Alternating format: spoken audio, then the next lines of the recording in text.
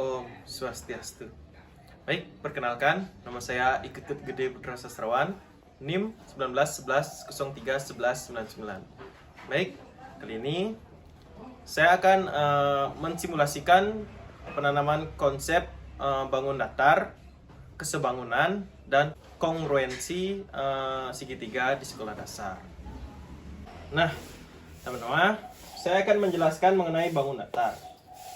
Apa itu bangunan datar? Bangunan datar adalah bangunan yang hanya memiliki dua dimensi, hanya memiliki panjang dan lebar, tetapi tidak memiliki tebal maupun tinggi. Itulah yang disebut dengan bangunan datar. Terus bangunan datar sendiri ada beberapa macam, yakni seperti persegi panjang, persegi, trapesium, layang-layang, maupun jajar genjang. Itu merupakan macam-macam bangunan datar yang ada. Nah, anak-anak, kali ini papan tulis ini merupakan contoh dari bangun datar itu sendiri, yakni berbentuk persegi panjang. Kita lihat dia hanya memiliki dua dimensi, yaitu panjang kali lebar, tidak memiliki tebal maupun tinggi itu sendiri. Selanjutnya, ini merupakan contoh bangunan datar. Kalian bisa tebak ini berbentuk apa? Lingkaran. Ya, betul sekali. Ini adalah berbentuk lingkaran. Ini juga merupakan salah satu dari macam-macam bangunan datar yang ada. Baik, kali ini Bapak akan memberikan contoh soal. Menebak manakah bangunan datar yang disebut segitiga, persegi panjang maupun lingkaran. Baik, anak-anak, manakah bangunan yang disebut lingkaran? Satu. Persegi panjang? Dua. Salah. Kali ini Bapak akan memberikan contoh soal menebak mana yang disebut lingkaran, bangunan datar lingkaran, segitiga maupun persegi panjang. Baik, langsung pertanyaannya. Nana, manakah yang disebut bangun datar segitiga? Dua. Betul. Nah, terus selanjutnya, manakah yang disebut lingkaran? Satu. Terus persegi panjang? Tiga. Betul. Ini merupakan bangunan datar lingkaran, segitiga, dan persegi panjang. Baik, lanjut ke materi selanjutnya, yakni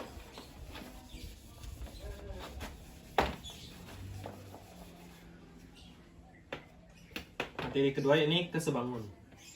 Kesebangunan.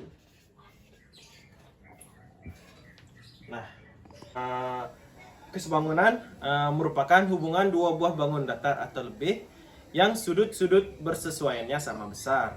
Panjang sisi-sisi sudut yang bersesuaiannya juga memiliki perbandingan yang sama. Dengan kata lain, dalam hubungan kesebangunan ini, ukuran bangun datar tidaklah harus sama, tetapi sudut yang bersesuaian haruslah sama. Jadi intinya pada kesebangunan ini yang terpenting adalah besar sudut yang bersesuaiannya memiliki perbandingan atau ukuran yang sama. Nah, baik, coba perhatikan dua buah bangun datar berikut ini, yakni persegi panjang. Dua buah persegi panjang berikut ini dapat dikatakan sebanding apabila memiliki sisi-sisi yang bersesuaiannya memiliki perbandingan yang sama. Coba kita buktikan. Yakni di sini sisi AB dengan EF. AB dan EF memiliki perbandingan 14 berbanding 7.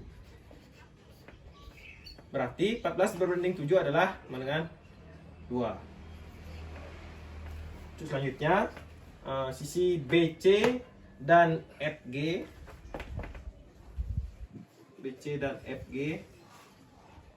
memiliki perbandingan 10 berbanding 5. 10 dibagi 5 artinya 2. Selanjutnya sisi DC dan HG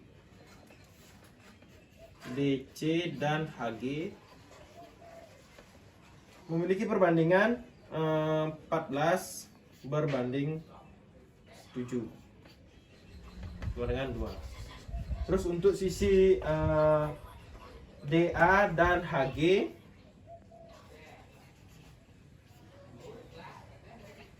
memiliki perbandingan 10 berbanding 5, yakni sama dengan 2. Jadi dapat kita simpulkan berarti sisi AB EF sebanding dengan sisi BC FG, terus sebanding dengan DC dan HG, dan sebanding dengan DA dan HG. Jadi sehingga kita dapat simpulkan sisi AB dan EF sebanding dengan BC dan FG, dan sebanding dengan DC dan HG, dan sebanding dengan DA dan HG, yakni sama dengan 2. Sama dengan 2. Jadi kedua bangun datar ini berarti kesebangunan. Terus lanjut untuk yang selanjutnya, memiliki sudut yang sama. Itu merupakan syarat dari kesebangunan. Jadi dapat kita lihat sudut di A yakni 90 derajat, B pun juga 90 derajat, di C juga 90 derajat, dan D pun sama, memiliki sudut yakni 90 derajat. Di E juga memiliki sudut yang sama yakni 90 derajat.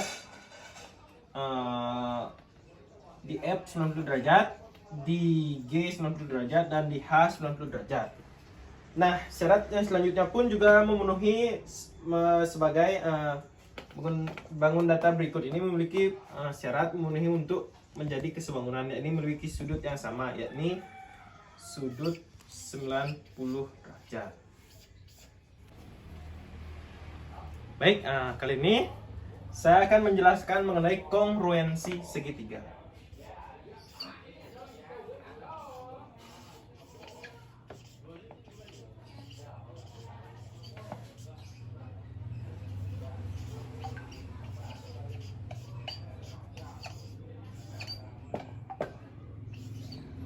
Kongruensi segitiga. Nah, untuk pengertian kongruensi segitiga itu sendiri dapat kita jelaskan atau kita jabarkan, yakni sebagai dua segitiga akan kongruen jika dua sudut pada segitiga yang pertama sama besar dengan dua sudut segitiga kedua, dan sisi yang merupakan kaki persekutuan kedua sudut panjangnya sama. Baik, itu merupakan pengertian dari kongruensi segitiga. Terus selanjutnya, baik, coba kalian perhatikan dua buah segitiga berikut ini. Nah, agar bisa menjadi kongruensi harus memiliki syarat-syarat yang telah Bapak jelaskan tadi, yakni sudut G sama dengan sudut X. Nah, terus untuk sudut H sama dengan sudut Y. Dan sisi GH sama dengan XY. Nah, itu merupakan berapa bagian-bagian selanjutnya. Besar dari sudut I sama dengan sudut Z.